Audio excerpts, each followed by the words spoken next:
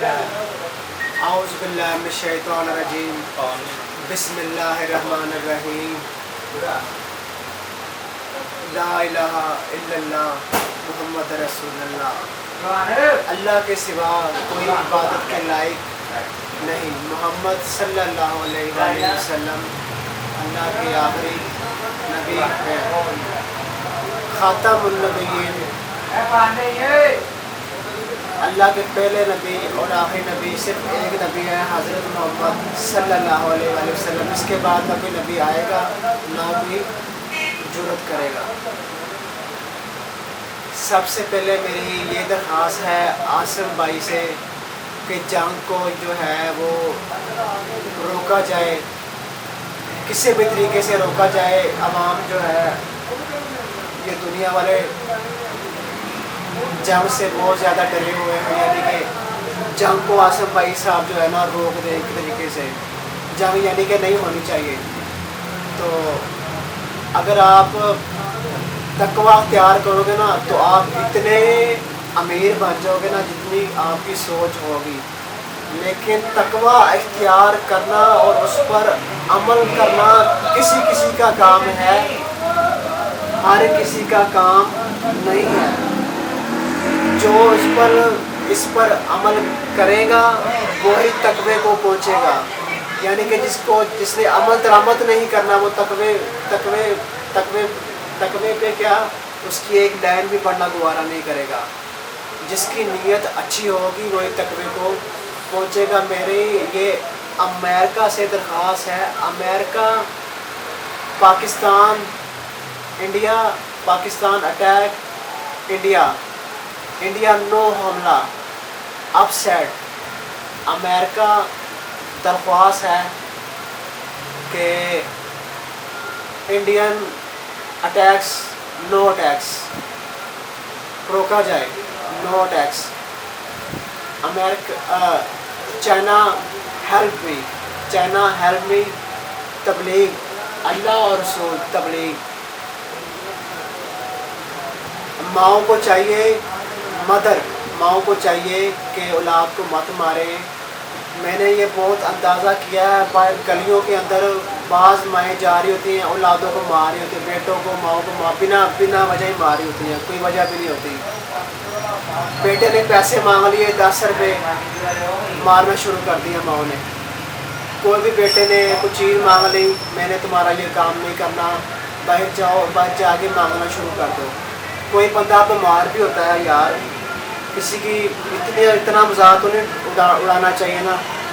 کوئی بندہ بیمار بھی ہوتا ہے، کسی کی اولاد بیمار بھی ہو سکتی ہے، تو اپنی اولادوں کا مذاق مت اڑائیں۔ جو بیمار ہیں، کسی کی اولاد اگر ماؤں کی اولاد بیمار ہے تو اپنے بیٹوں کی قدر کریں۔ یہ نہ اس کو کہیں آپ بیمار ہو، بیماری کی حالت میں باہر چلے جائے کمانا شروع کر دیں، وہاں خدا نخواستہ آپ کا بیٹا گر گیا، کچھ ہو گیا تو ماں آپ خود ذمہ دار ہوگی، نہیں ہوگی نا۔ تو آپ اپنے بیٹوں سے محبت کریں، اس کو اگر بیمار ہیں تو گھر میں بٹھائیں، اس کی قدر کریں، اس کو پیسے دیں، اس کو کھانا کھلائیں، اس کا سارا انتظام کریں، اس کے ساتھ اخلاق سے پیش آئیں۔ اور میں پہلے بھی یہ بات وغیرہ کر رہا تھا کہ جو لوگ یہ جادو وغیرہ کرتے ہیں وہ خدارہ باز آئیں۔ یہ عمل ایک بہت ہی نہایت خطرناک عمل ہے۔ یہ خدارہ اگر یہ واپس لوٹ کر آتا ہے نا تو خدارہ، میں آپ کو اپنا بتاتا ہوں کہ میرے بھی ایک عزیز دوست تھے، وہ بھی یہ کرتے تھے کام۔ میں ان سے بہت خاص نفرت کرتا ہوں، اس ان پر لعنت بھیجتا ہوں، اور لعنتی انسان ہے۔ وہ ایک جادو کرتے کرتے نا ان پر ایک ایسی چیز آ کے دریا کے نیچے اس کو ڈبو کے لے گی۔ یہ جادو جو کرتے ہیں نا یہ نہ کریں خدارہ۔ یہ جب پلٹ کے آتا ہے نا، اور بلائیں یہ چیزیں کیوں آتی ہیں؟ بلائیں یہ اللہ تعالیٰ کا حکم بناتی ہیں، اللہ تعالیٰ کا حکم جو ہے مانتی ہیں۔ اللہ حکم دیتا ہے تو یہ مار دیتی ہیں، کیونکہ جن کو بلاؤں کو پیدا کیا اللہ نے آگ کے شعلوں سے۔ قرآن مجید میں لکھا ہوا ہے، قرآن مجید میں اللہ پاک کہتا ہے اگر آپ جادو کرنے سے باز اگر نہیں آؤ گے تو ہمارے پاس ایک ایسے جن ہیں تو جو میں نے آگ کے شعلوں سے بنائے ہوئے، قرآن میں لکھا ہوا ہے۔ ہم آپ پر چھوڑیں گے تو آپ باز ہو گے، ورنہ ایسے تو آپ یہاں سے نکلو گے نہیں۔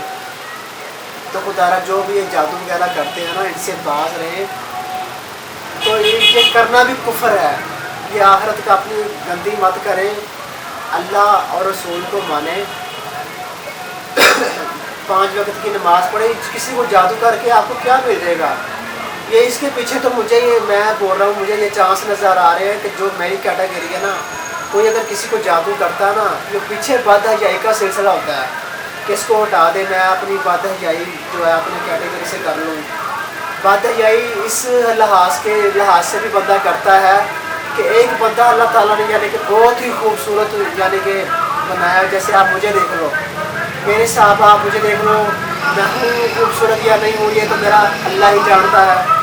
तो किसी को खूबसूरती के बिना भी मारा जा सकता है। ज़्यादा ये जादू होता है बदहयाई के चक्कर में, खूबसूरती के चक्कर में ज़्यादा होता है पैसों के चक्कर में। तो लिहाजा ये बीमारी का चक्कर भी हो सकता है। अगर कोई बीमार है, वो काम नहीं कर सकता, फलाना बंदा कह रहा है कि यार ये बंदा तो सही है, लेकिन वो बंदा बेचारा जिसको सही कह रहे हैं वो बीमार है, वो काम नहीं कर सकता, वो करेगा तो उसके रास्ते में डेथ हो जाएगी। तो लिहाजा बीमार बंदों को मोहलत दें, उसको ठीक होना है। वो ठीक होता है तो ठीक है, अगर नहीं होता तो उसको काम करने की कोई इजाज़त नहीं है। बीमार बंदे की भी शादी कर देनी चाहिए। बीमार बंदे ये नहीं बीमार हो गया और उसकी शादी जायज़ नहीं है, उसकी शादी भी जायज़ है। ये अल्लाह पाक का फरमान है। अगर मैं किसी को बीमार करता हूँ ना, पीछे अल्लाह पाक की हिकमत होती है। कुरान पढ़ें और हदीसें पढ़ें, इसमें बहुत बीमारियों के तज़किरे लिखे हुए हैं, इसमें अल्लाह की हिकमतें छिपी हुई हैं।